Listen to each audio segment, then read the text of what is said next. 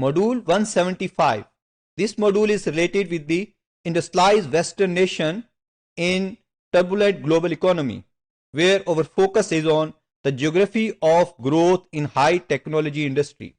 So how high technology industry, their geographical location has been changed or emerged over the time, we are going to focus on that.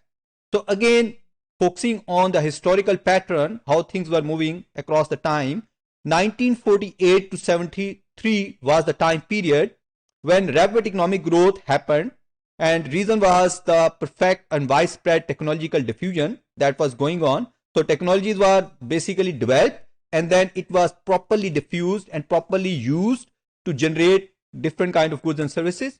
And industrial combustion engine and application of organic chemistry was the more prominent out of them.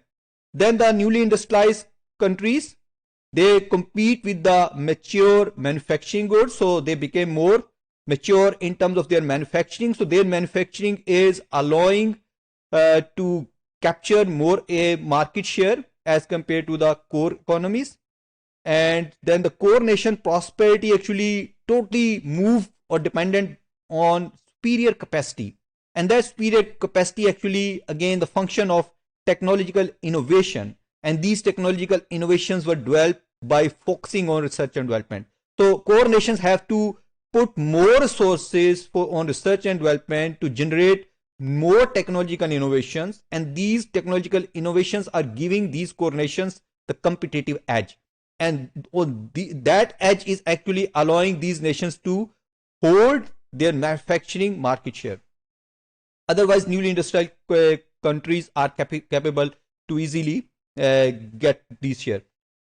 United States pro-military and research and development were going on because mostly United States did research and development focused on military equipments and military support mechanism.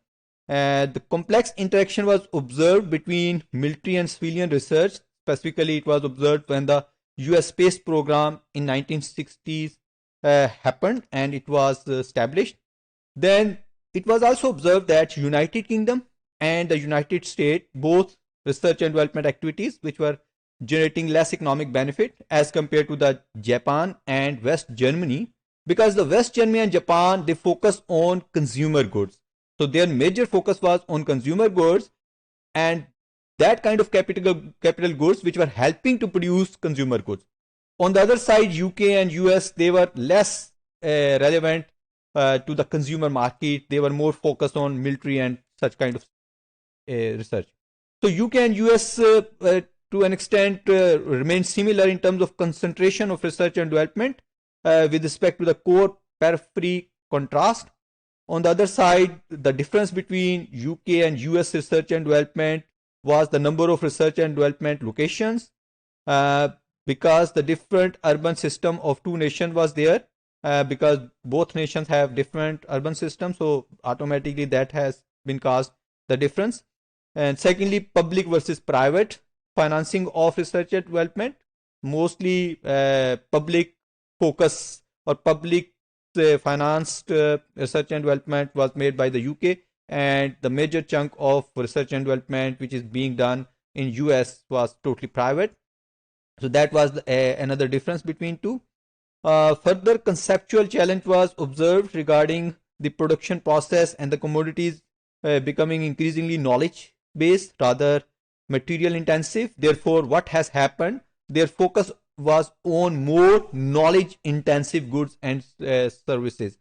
So more electronics, autos and such kind of goods were produced. Now we can observe the phenomena, how things were moving, how these geographical locations were being established.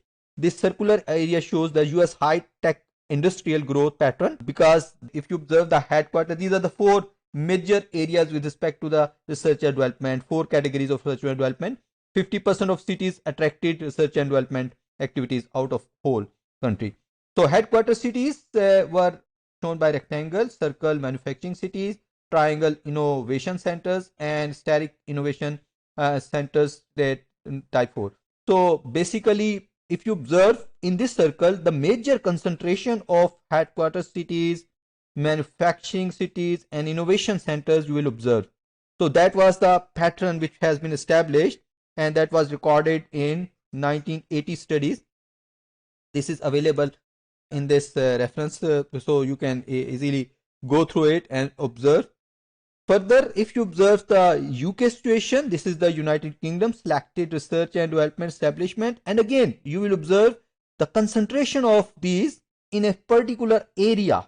So it's not going to be spread across the whole country. The fill triangle shows the Ministry of Technology research stations. So these areas are visible in this area, and then industrial research associations grant aided by Ministry of Technology. So this means all these are actually financed by the government of UK. So automatically they are mostly those kind of research centers which concentrated because government funding was available specifically for these particular areas. So this was the major difference. And then if you observe how things have moved over the time 1850 to 1930 period and 30 to 70, these are the industrial cities having significant contribution, but later on what has happened after 1930s, their contribution actually reduced. On the other side, the young areas, they appeared more effective in terms of their contribution, so it increased much more as compared to the earlier time period. So this means over the time, country to country, the geographical location in terms of research and development, in terms of manufacturing, has changed.